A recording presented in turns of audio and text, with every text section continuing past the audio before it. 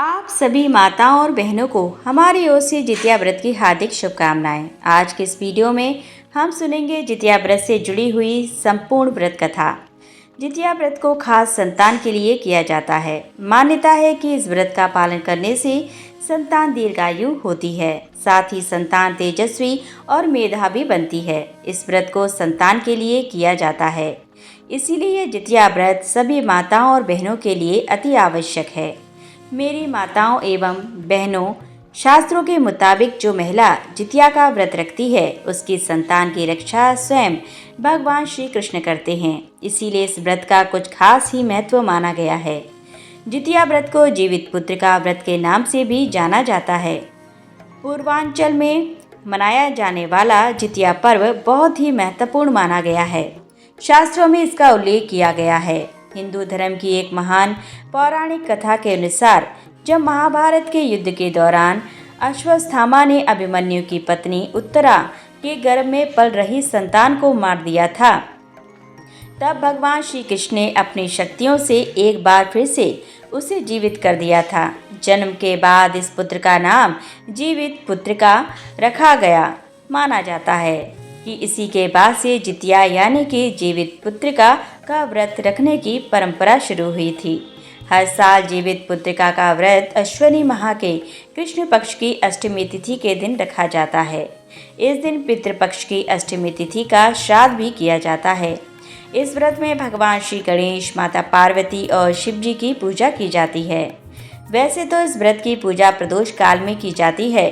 अगर मेरी प्यारी माताएं व बहनें किसी कारणवश यह व्रत पहले करना चाहती हैं तो ध्यान रखें कि राहु काल का समय ना हो, तभी आप पूजा करें और पूरे सच्ची श्रद्धा भाव से कथा अवश्य सुनें, क्योंकि व्रत कथा सुने बिना कोई भी व्रत पूर्ण नहीं माना जाता है और ना ही हमें उसका पुण्य फल मिलता है। तो चलिए मित्रों, जितिया व्रत के पीछे की एक महान कथा को सुनते हैं। चलो हम आपको भगवान गणेश जी की कहानी सुनाते हैं। बोलिए गणपति बप्पा मोरिया। एक बार गणेश जी महाराज एक सेठ के खेत में जा रहे थे तो उन्होंने 12 दाने अनाज के उस खेत से तोड़ लिए। अचानक फिर गणेश जी के मन में ख्याल आया कि मैंने तो सेठ जी के यहाँ चोरी कर ली है, अब मुझे क्या करना चाहिए। अब वह पछतावा करने लगे और सोचने लगे कि मुझसे यह पाप तो हो ही गया है, अब मैं क्या करूं। तो सोचते सोचते गणेश जी ने कहा कि चलो मैं सेठ जी के घर पर 12 साल नौकरी पर रह जाता हूँ, अब इससे मेरे पाप भी कम हो जाएंगे।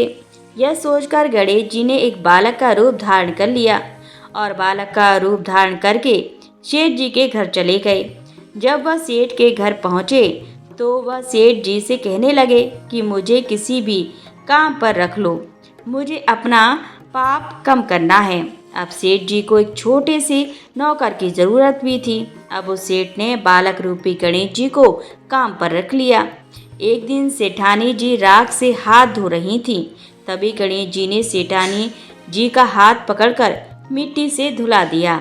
अब उस बालक की ऐसी उद्दंडता देखकर सेठानी सेठ जी के पास गई और बोली कि आपने ऐसा कौन सा नौकर रखा है, इसने नौकर होकर मेरा हाथ पकड़ लिया। अब उस सेठ ने गणेश जी को अपने पास में बुलाया और अपने पास बुलाकर सेठ जी ने कहा कि क्यों भाई, तूने ऐसा क्यों किया, तुमने सेठानी का हाथ क्यों पकड़ा। तब गणेश जी ने कहा कि मैंने तो उन्हें एक सीख की बात बताई है कि राख से हाथ धोने से घर की लक्ष्मी नाराज होकर चली जाती है और मिट्टी से हाथ धोया जाए तो माता लक्ष्मी लौटकर घर वापस आती है। अब तो सेठ जी ने कहा कि यह बालक तो सच कह रहा है, इसकी बातों में तो सच्चाई है। अब ऐसा करते करते कई दिन बीत गए। थोड़े दिनों बाद कुंभ का मेला आया। सेठ जी ने कहा कि मुझे तो टाइम नहीं है, गणेश तू सेठानी को कुंभ के मेले में स्नान करवा के ले आओ। अब गणेश जी सेठानी को लेकर कुंभ के मेले में चले गए तो वहां जाकर सेठानी तो किनारे पर बैठकर थोड़ा थोड़ा पानी डालकर नहा रही थी। तभी गणेश जी ने उसका हाथ पकड़ा और आगे ले जाकर डुबकी लगवा कर वापस ले आए। अब तो घर आकर सेठानी ने सेठ से कहा कि गणेश जी ने तो मेरी इज्जत ही नहीं रखी, इतने सारे लोग थे, उनके बीच में मुझे घसीटकर पानी में आगे ले गया और मुझे कई डुबकी लगवाई। अब तो सेठ जी ने फिर गणेश जी को बुलाया और कहा, भाई तूने ऐसा क्यों किया? तूने अपनी सेठानी को पानी में डुबकी क्यों लगवाई?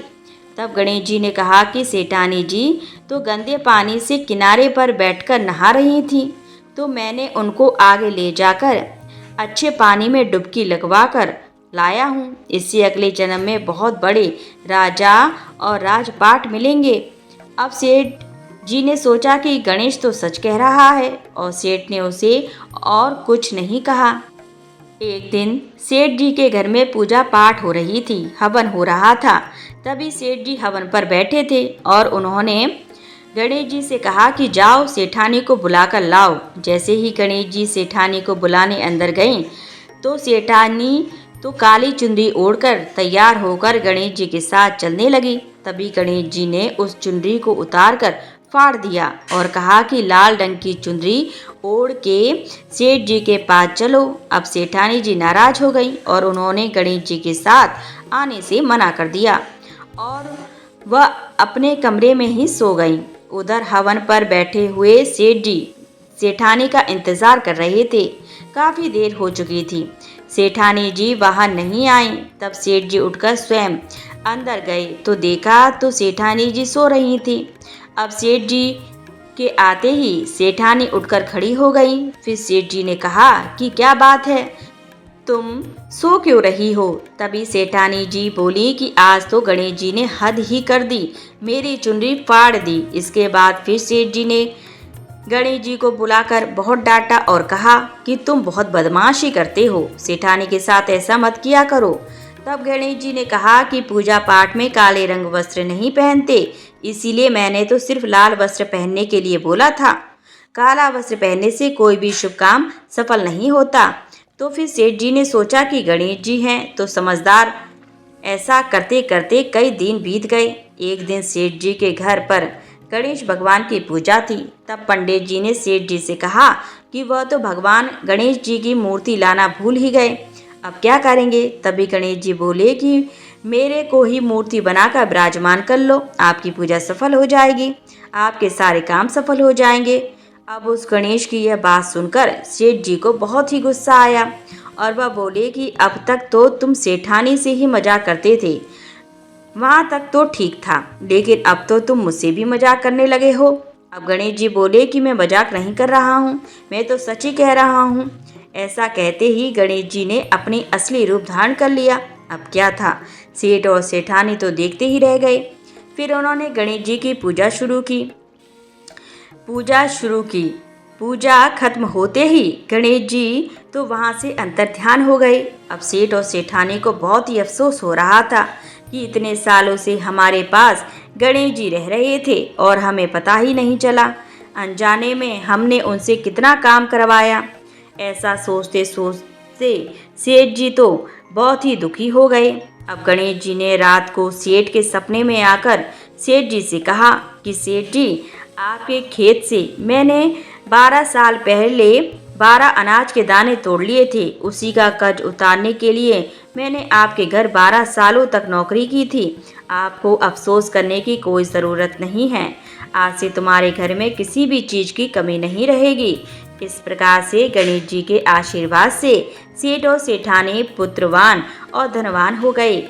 गणेश भगवान की जैसी कृपा आपने अपने सेठ और सेठानी पर की, वैसे ही कृपा हम सब पर भी करना। बोलिए गणेश महाराज की जय, गणेश गजानन की जय। मित्रों, चलो अब सुनते हैं जितिया व्रत की दूसरी कथा। मित्रों, एक समय की बात है, सीमर के पेड़ पर एक चील रहती थी और पास की झाड़ी में एक सीरन भी रहती थी। अब कुछ दिनों में ही दोनों में गहरी दोस्ती हो जाती है। दोनों आपस में खूब बातें करते थे और चील को जो कुछ भी खाने को मिलता था उसे लेकर कुछ हिस्सा सियारिन को अवश्य देती थी। सियारिन भी चील का खूब ध्यान रखती थी। इसी तरह दोनों का जीवन आनंद से कट रहा था। एक बार वन के पास गांव में औरतें जितिया व्रत की पूजा की तैयारी कर रही थी, तो चील उन्हें बड़े ही ध्यान से देख रही थी। अब उसने अपनी प्यारी सखी सियारिन को भी यह बताया, तो ये सुनकर दोनों की इच्छा हुई कि चलो वहाँ पर जाकर देखते हैं कि वह महिलाएं क्या कर रही हैं। तो दोनों यह सोचकर वहाँ पर दोनों गए और ध्यान से उन महिलाओं को देखते रहे कि कैसे पूजा पाठ की और उसके बाद में व्रत कथा कही और सुनी जाती है। सारी पूजा पाठ को उन दोनों ने बड़ी ही गौर से श्रद्धापूर्वक देखा और सुना। बाद में उन दोनों ने निश्चय किया कि हम भी यह व्रत करेंगे। तो यह निश्चय करके सियारिन और चील ने व्रत रख लिया। बड़ी निष्ठा और लगन से दोनों ने व्रत रखा। दिन भर भूखे प्यासे मंगल कामना करते हुए सारा दिन गुजर गया। मगर रात होते ही सियारिन को बहुत तेज की भूख लग गई। जब उससे भूख बर्दाश्त नहीं हुई तो वह मांस और हड्डी खाने लगी। जैसे ही वह हड्डी चबा रही थी तो कड़कड़ की आवाज़ हुई। तो चील ने पूछा कि सियारिन, एक कड़कड़ की आवाज़ कहाँ से आ रही है? तो सियारिन ने कहा कि बहन, भूख के मारे मेरे पेट में गुड़गुड़ाहट हो रही है। लेकिन चील को पता चल गया कि वो हड्डियाँ खा रही थी। तब उसने सियारिन को खूब डांटा कि जब व्रत हो नहीं सकता था तो संकल्प क्यों लिया, और अगर व्रत का संकल्प ले लिया था तो एक दिन खाना नहीं खाती तो एक रात में क्या बिगड़ जाता। तो चील की बात सुनकर सियारिन लजा गई और चील से माफ़ी मांगने लगी। अब व्रत तो भंग हो चुका था, माफ़ी मांगने का क्या फ़ायदा। लेकिन चील ने तो रात भर भूखे रहकर अपने व्रत को श्रद्धापूर्वक पूरा किया और फिर वह पूरी श्रद्धा से हर वर्ष जितिया व्रत को करती थी। दूसरे जन्म में दोनों ने ही मनुष्य रूप में राजकुमारी बनकर एक ही घर में जन्म लिया। सियारिन तो बड़ी बहन बनी और चील उसकी छोटी बहन बनी। समय के साथ दोनों बड़ी हो गईं तो सियारिन की शादी एक राजकुमार से हो गई और जो छोटी बहन जो चील थी उसकी शादी राज्य के मंत्री पुत्र से हो गई। अब समय बीतने पर दोनों राजा और मंत्री बने। अब सियारिन बनी बड़ी बहन को जब भी बच्चा होता तो उसकी मृत्यु हो जाती और उसकी छोटी बहन को बच्चा होता तो वह बहुत ही हट्टा कट्टा और तंदुरुस्त होता। अब बड़ी बहन बार बार अपने बच्चों को खोने के दुख से बहुत ही दुखी रहने लगी और साथ ही अपनी छोटी बहन से ईर्ष्या भी रखने लगी। एक बार उसने अपनी छोटी बहन के बच्चों के सर कटवाकर एक डिब्बे में बंद कर दिए और बहुत ही खुश हुई। अब तो मेरे जैसे ही मेरी छोटी बहन भी हो गई।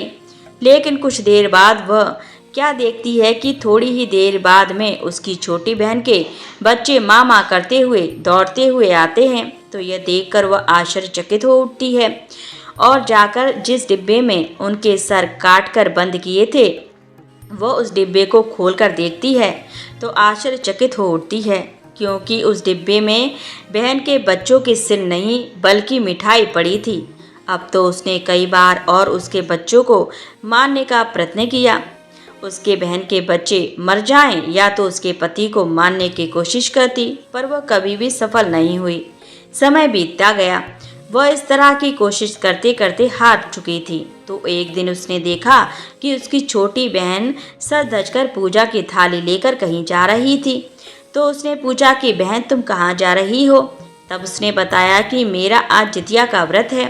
अब अपनी छोटी बहन की बात को सुनकर उसकी बड़ी बहन बोली कि यह व्रत तुम क्यों रखती हो? इस व्रत को रखने से कौन सा फल मिलता है?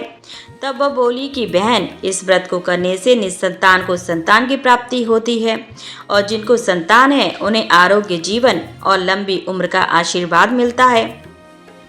भगवान श्री कृष्ण उनके बच्चों की रक्षा करते हैं। और इस तरह व्रत का महत्व बताते हुए वह अपनी बड़ी बहन से बोली कि बहन, मैं तो कहती हूँ कि तुम भी जितिया व्रत करो, तुम्हारी गोद अवश्य हरी हो जाएगी।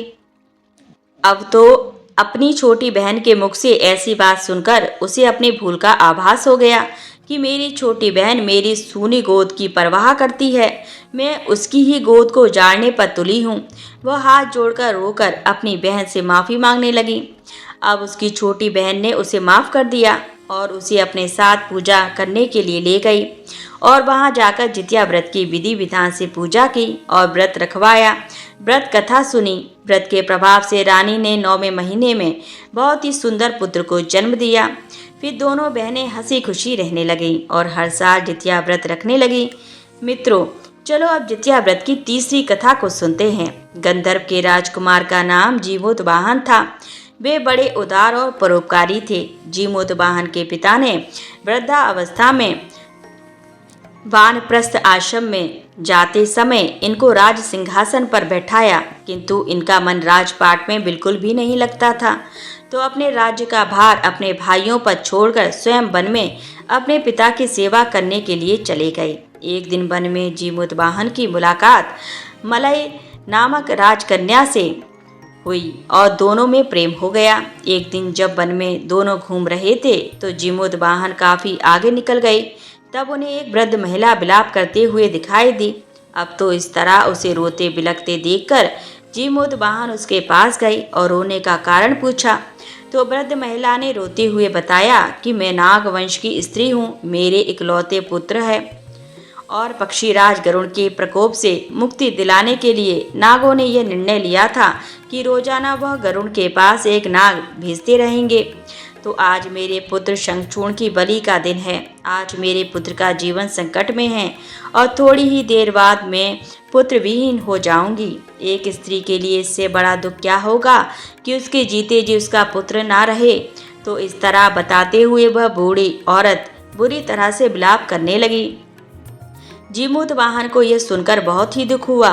तभी उन्होंने उस वृद्ध महिला को आश्वासन देते हुए कहा कि डरो मत, मैं तुम्हारे पुत्र के प्राणों की रक्षा अवश्य करूंगा।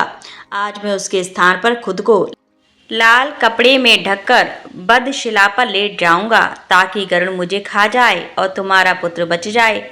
इतना कहकर जीमूतवाहन ने शंखचूड़ के हाथ से लाल कपड़ा ले लिया और उसे स्वयं पर लपेटकर गरुड़ को बलि देने के लिए चुनी गई जगह जो थी बद्धशिला पर उस पर लेट गए। नियत समय पर गरुड़ जी बड़े ही वेग से वहां पर आए और लाल कपड़े में ढके हुए जीमूतवाहन को पंजे में दबोचकर प्रहार किया और पहाड़ के शिखर पर जाकर बैठ गए। गरुड़ ने अपनी कठोर चोंच से उस पर प्रहार किया। जीमूतवाहन के शरीर से बड़ा सा मांस का हिस्सा नोच लिया। इसकी पीड़ा से जीमूतवाहन की आंखों में आंसू बह निकले और वह दर्द से कराहने लगे।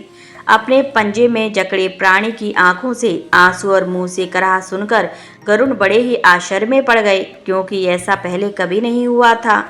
तो उन्होंने जीमूतवाहन से उनका परिचय पूछा। तो जीमूतवाहन ने अपना सारा किस्सा कह सुनाया और साथ ही यह भी बताया कि एक स्त्री के पुत्र की रक्षा के लिए मैं अपने प्राणों की बलि देने के लिए आया हूँ। आप मुझे खाकर अपनी भूख शांत करें।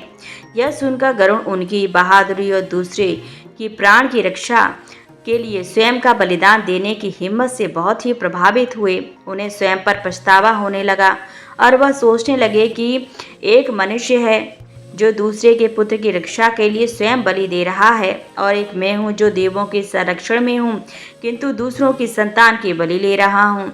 उन्होंने जीमूतवाहन को तुरंत मुक्त कर दिया और कहने लगे कि हे उत्तम मनुष्यों में तुम्हारी भावना और त्याग से मैं बहुत ही प्रसन्न हूँ। मैंने तुम्हारे शरीर पर जो घाव किए हैं मैं उन्हें ठीक कर देता हूँ। तुम अपनी प्रसन्नता के लिए मुझसे कोई वरदान मांग सकते हो। तो गरुड़ की यह बात सुनकर राजा जीमूतवाहन ने कहा कि हे पक्षीराज, आप तो सर्वसमर्थ हैं। यदि आप प्रसन्न हैं और वरदान देना चाहते हैं तो आप सर्पों को अपना आहार बनाना छोड़ दें। आपने अब तक जितने भी प्राण लिए हैं उनको जीवन दान प्रदान करें। तो गरुड़ ने सबको जीवन दान दे दिया और नागों की बलि न लेने का वरदान भी दिया। इस प्रकार जीमूतवाहन के साहस से नाग जाति की रक्षा हुई। गरुड़ ने कहा, तुम्हारी जैसी इच्छा वैसा ही होगा। हे राजा, जो स्त्री तुम्हारे इस बलिदान की कथा सुनेगी और विधि पूर्वक व्रत का पालन करेगी उसकी संतान मृत्यु के मुख से भी निकल जाएगी। तभी से पुत्र की रक्षा हेतु जीमूतवाहन की पूजा की प्रथा शुरू हो गई। यह कथा माना जाता है कि कैलाश पर्वत पर भगवान शंकर ने माता पार्वती को यह कथा सुनाई थी। जीवित पुत्रिका के दिन भगवान श्री गणेश, माता पार्वती जी और शिव जी की पूजा ध्यान के बाद में व्रत कथा अवश्य सुननी चाहिए। मित्रों, अब हम सुनेंगे जितिया व्रत की तीसरी कथा। यह कथा महाभारत काल से जुड़ी हुई है। जब महाभारत का युद्ध हुआ था उसके बाद में अपने पिता की मृत्यु के बाद अश्वत्थामा बहुत ही नाराज थे और उनके अंदर बदले की आग जल रही थी। बदला लेने के लिए अश्वत्थामा ने पांडवों के शिविर में घुसकर वहां पर 5 सोए हुए लोगों को पांडव समझकर मार दिया, लेकिन वे सभी द्रौपदी के 5 संतानें थीं। उसके इस अपराध के कारण अर्जुन ने उसे बंदी बना लिया और उसकी दिव्य मणि भी छीन ली, जिसके फलस्वरूप अश्वत्थामा ने उत्तरा की अजन्मी संतान को गर्भ में मारने के लिए ब्रह्मास्त्र का उपयोग किया, जिसे निष्फल करना नामुमकिन था। उत्तरा की संतान का जन्म लेना भी बहुत ही जरूरी था। ब्रह्मास्त्र के प्रयोग से उत्तरा का पुत्र उसकी कोख में ही मर गया। इसीलिए भगवान श्री कृष्ण ने अपने सभी पुण्य का फल उत्तरा की अजन्मी संतान को देकर उसके गर्भ में ही पुनः जीवित कर दिया। गर्भ में मरकर जीवित होने के कारण उसका नाम जीवित पुत्रिका पड़ा और आगे जाकर यही राजा परीक्षित बना। तभी से इस व्रत को बड़ी ही श्रद्धा पूर्वक किया जाता है। आशा करते हैं कि आपको हमारे द्वारा सुनाई गई कथा पसंद आई होगी। अगर आपको वीडियो पसंद आया हो तो वीडियो को लाइक करें, साथ ही इस चैनल को सब्सक्राइब भी अवश्य करें। मित्रों, आपका इस वीडियो को अंत तक देखने के लिए दिल से धन्यवाद।